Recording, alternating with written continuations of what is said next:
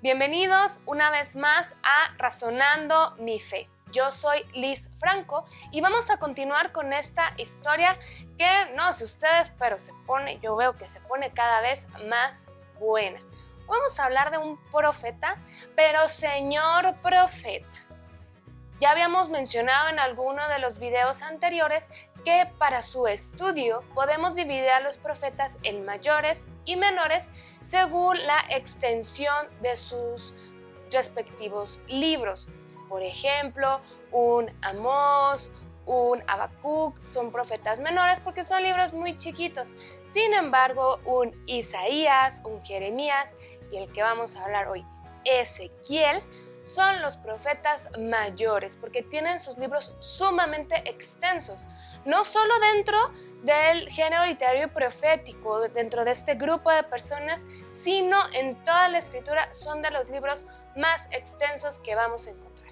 Como ya les dije, hoy vamos a hablar de Ezequiel, un poquito de quién fue, qué le tocó vivir, cuáles fueron sus principales oráculos y, más importante aún, cómo toda esa situación y esos oráculos, ese mensaje, la podemos aplicar hoy a nuestra vida y a nuestra realidad. Empecemos por el principio. ¿En qué mundo vivió Ezequiel?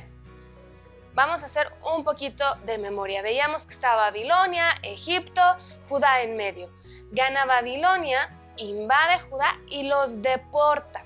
Esta deportación primero no fue pacífica, fue sumamente dura, sumamente sangrienta, en contra de la voluntad del pueblo.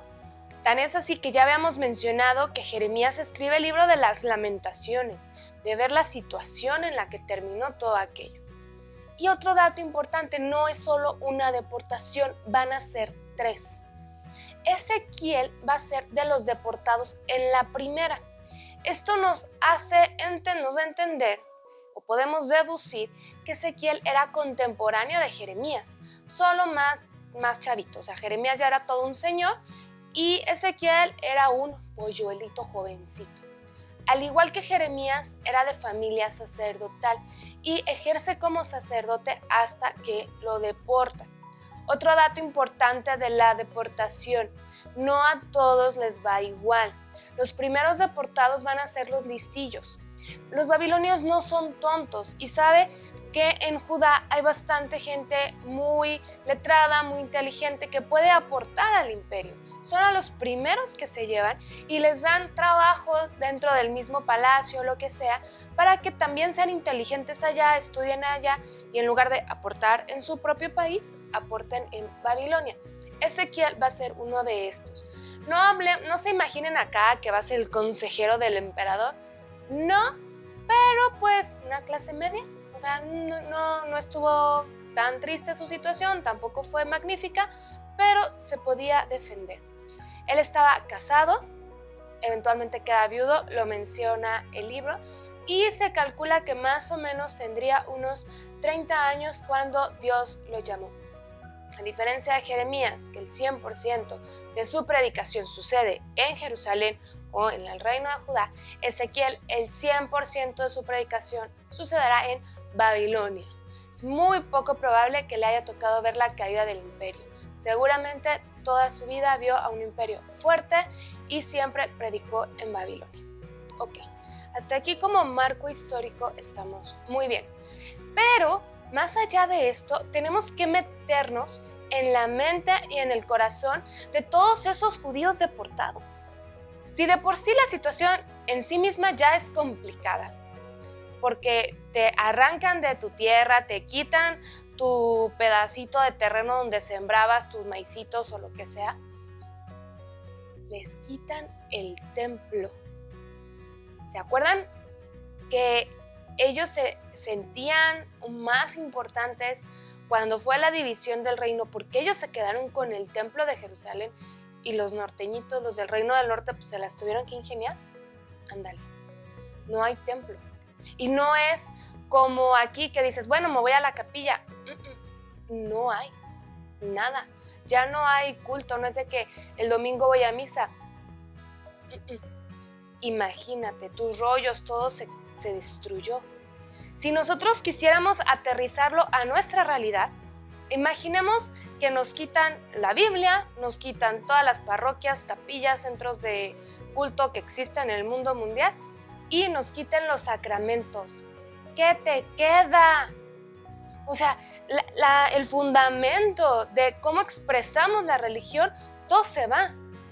Si a eso le agregas el hecho de que no estás en tu país, que estás viviendo en un país extranjero, te quitaron de la tierra prometida, la alianza.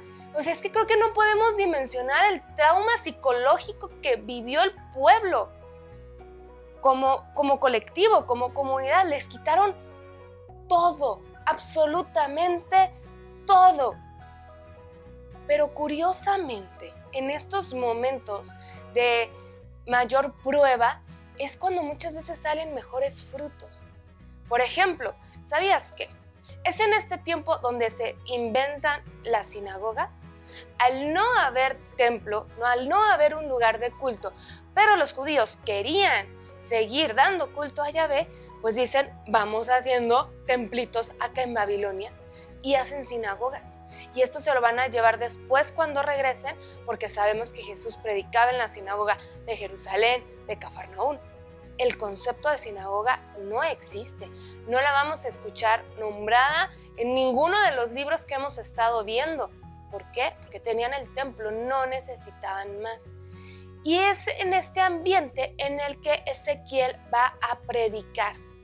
Por un lado, hacer ver al pueblo que todo este sufrimiento, esta prueba es consecuencia del pecado tan grande que se viene arrastrando. Y por más que Dios mandaba profetas, el pueblo no entendía. Y más, por favor, más que un castigo, veámoslo como una consecuencia. Es como ese niño chiquito que está caminando en la orilla de una barda y la mamá le dice, te vas a caer. ¿Y qué pasa? El chiquillo se cae. No es que la mamá lo esté castigando tumbándolo, es simplemente consecuencia de una imprudencia. Esto es lo que pasa.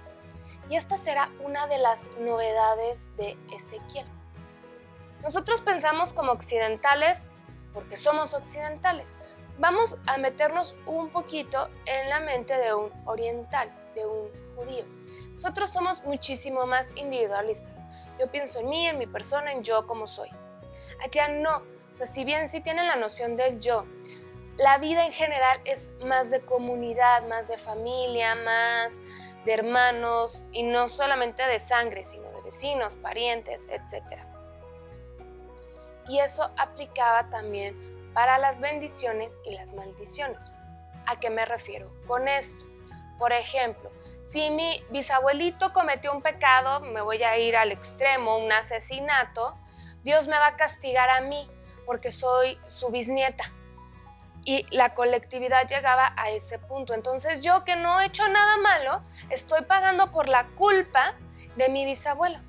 Entonces los judíos tenían como esa concepción de que, no manches, por culpa de los pecados de todos los reyes, los sacerdotes de generaciones anteriores a las nuestras, que pecaron, ahora nosotros estamos pagando su culpa en el exilio en Babilonia.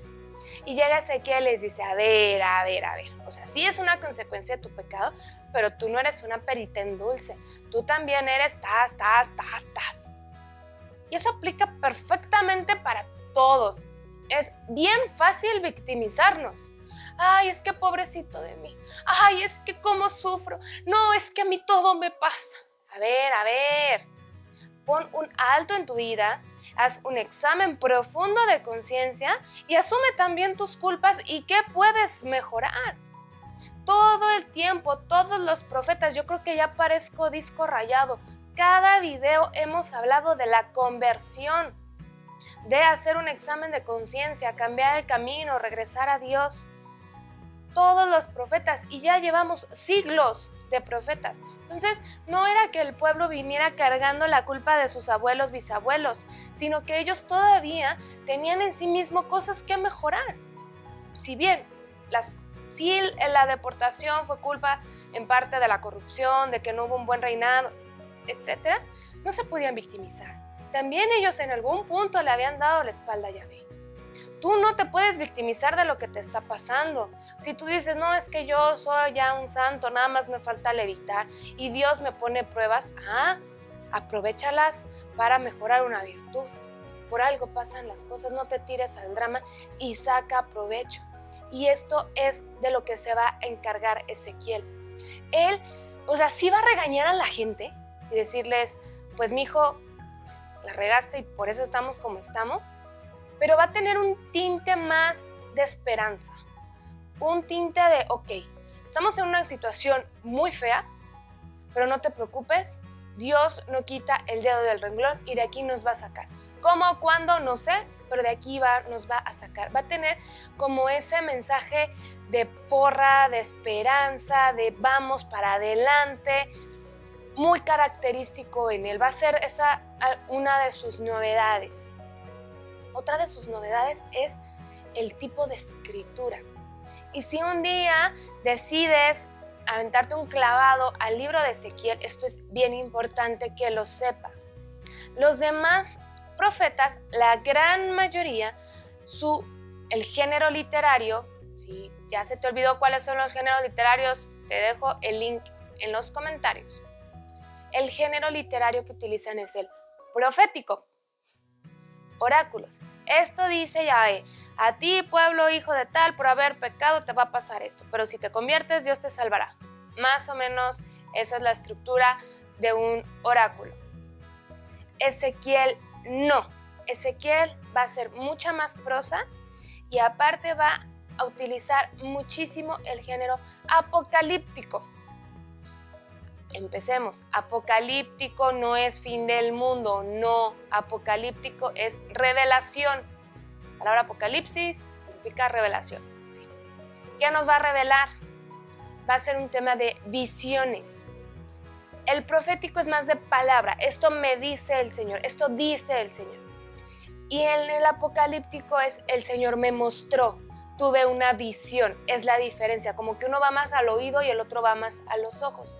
Y en el apocalíptico vamos a encontrar muchísimos símbolos, signos. Es imposible leer un género apocalíptico de manera literal. Por favor, ten esto muy, muy en cuenta si un día te eches, cuando te eches un clavado al libro de Ezequiel, porque va a tener muchísimos capítulos con visiones y no significa que nos querramos imaginar todo tal cual es, sino que es una forma poética del autor de expresar algo como que las mismas palabras no alcanzan y magnificarlo. ¿Por qué? Porque de ese tamaño va a ser la esperanza. Es esa forma de enfatizar que las cosas no se van a quedar como están. El pueblo está en la peor de las depresiones. En toda la historia de la Biblia, de la Sagrada Escritura, esta deportación va a ser lo que más les dolió en el mundo. Esta deportación, porque les quitaron prácticamente su identidad, todo lo que eran. Pero aquí Dios manda a Ezequiel a darle ese mensaje de amor, de esperanza, de ánimo. Vamos a leer un pequeño fragmento del libro para que podamos como dimensionar este Dios apapachador que si bien nos está yendo de la tostada, como siempre se ha dicho, el mal no tiene la última palabra.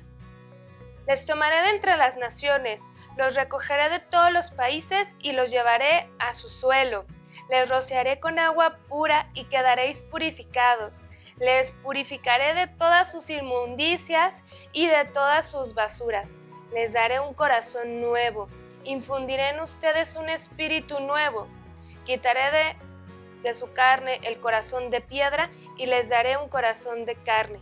Infundiré mi espíritu en ustedes y haré que se conduzcan según mis preceptos y observen y practiquen mis normas. Habitarán la tierra que yo les di a sus padres. Ustedes serán mi pueblo y yo seré su Dios. Da como un tinte, un recuerdo, es como un guiño a la alianza del Sinaí. Cuando dice con Moisés, si ustedes cumplen la ley, ustedes serán mi pueblo y yo seré su Dios. Es esa renovación de la alianza. Y ni siquiera Esto es lo más increíble. Ni siquiera se está esperando a que el pueblo se convierta. No es un esquema, digamos, un poquito más tradicional en el que hay pecado, conversión, salvación. Aquí es pecado, salvación, conversión. El orden está raro, está al revés. Dios primero nos da su misericordia, su amor, su espíritu, y eso nos va a ayudar a nosotros a convertirnos. Que claro está, nos puede dar todo y nos da todo, pero si estamos acá sin querer hacer nada, pues nada va a suceder. Pero el punto, una vez más, quien tiene la iniciativa es Dios, no nosotros. Quien necesita de Dios somos nosotros, pero quien está insistiendo es Él. ¿Por qué? Porque nos ama, porque Él sabe que nos conviene, porque Él sabe que necesitamos estar con Él. Y fíjense lo hermoso. O sea, aquí se lo está diciendo a un pueblo que está deportado, que se siente triste, que se siente desolado, hasta cierto punto desnudo de su tierra, de su identidad, de su religión, de todo. Pero qué palabras tan preciosas. Les rociaré un agua pura y quedaréis purificados. Cuando te sientes que no puedes más, que tu pecado es más grande que tú, que tienes una tentación que no puedes superar, acércate al sacramento de la reconciliación. Te lo está diciendo el mismo Dios. Te rociaré con agua pura y quedarás purificado. Él quiere que te quites esas roñas, esos complejos, esos miedos, esos pecados. Y dice, me fascina, quitaré de su carne el corazón de piedra y les daré un corazón de carne. ¿Cuántas veces vemos el dolor ajeno y nos vale? Tanta desgracia que vemos en la televisión, en las redes sociales y ¡qué barbaridad! Es más, en la calle, o sea, tan cercano y no nos mueve. Y aquí Dios nos dice, acércate a mí. Te voy a quitar esa dureza, esa aspereza, te voy a dar un corazón de carne. Hay un canto precioso de alfareros que se llama Corazón de Barro. Y justamente está inspirado en esta cita, que dice, hazme un corazón de barro, quiero tener un corazón como el tuyo. O sea, rompe esta piedra. Porque a veces nuestros mismos traumas, nuestro mismo pecado, las mismas heridas, como un sistema de protección, vamos poniendo barreras y nos vamos endureciendo. Y nos dice Dios, no es necesario. Quita toda esa mugre. Acércate a mí, yo te voy a dar un corazón de carne capaz de amar como amo yo. Imagínate qué chulada. Si tuviéramos todos la capacidad de amar como ama Dios, no, pues este mundo sería otro. Pero si queremos llegar a eso, pues hay que empezar con nosotros, pedirle a Dios, dame un corazón de carne, infunde tu espíritu en mí, ¿para qué? Para que yo pueda amar como tú. ¿Por qué? Dice, ustedes serán mi pueblo y yo seré su Dios. Pero como ya estamos en el Nuevo Testamento, esto todavía como que evoluciona, tiene una etapa todavía mejor. Ya no somos solo su pueblo, somos sus hijos. Gracias a Cristo, ya somos, no, más allá que el pueblo de su propiedad, que el pueblo elegido, somos sus mismos hijos. ¡Qué belleza! Aprovéchalo. Déjate amar por el Padre. Deja que Él te transforme, que renueve tu vida, que el motor que te levanta cada día y que te hace sobrevivir el estrés de tu trabajo, de tu familia, de las carencias, del tráfico, sea Dios, sea Él el que te mueva y sea Él el que te lleve a vivir toda tu vida en el amor. Finalmente, los últimos capítulos del libro del 40 al 48 nos van a hablar como de instrucciones de cómo construir el templo, porque con la deportación no solo se los llevaron, o sea, les digo, lo recalco y lo repito, destruyeron y arrasaron con todo. Ese templo magnífico que ya había construido Salomón en su tiempo no quedaba nada. Y habla Ezequiel dentro de esta línea de esperanza que va a recalcar muchísimo acerca de la construcción de un nuevo templo. Si nosotros comparamos las instrucciones que deja Ezequiel contra lo que eventualmente se va a construir, que es el templo que conoció Jesús, nada que ver. Y entonces tú me vas a decir, no manches Liz, ¿para qué le haces tanta publicidad a Ezequiel si ni siquiera se cumplen sus profecías? ¿Qué les dije? ¿En qué género literario está escrito Ezequiel, específicamente estos capítulos? Apocalíptico, lo que significa que son visiones, que está lleno de símbolos y signos. Igual como pudieron deducir, que son muy brillantes, que el libro del Apocalipsis del apóstol San Juan. Pudiéramos hacer como un paralelismo entre estos últimos capítulos de Ezequiel contra los últimos capítulos del Apocalipsis.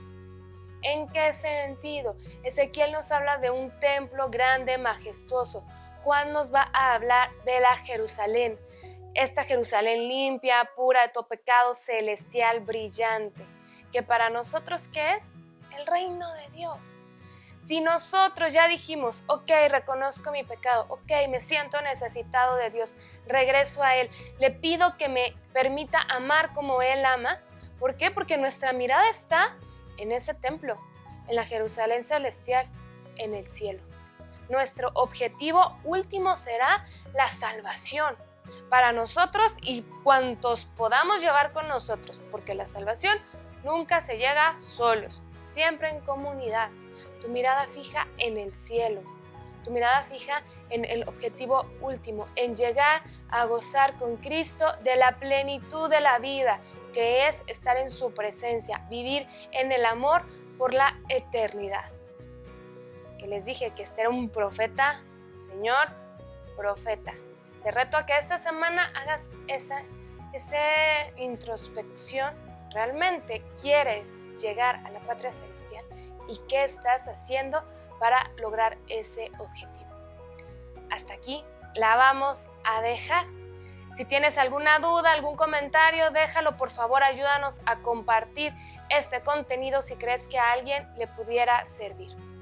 Yo soy Liz Franco, esto fue Razonando mi Fe y recuerda, razona, cree, ama y contempla. Bye.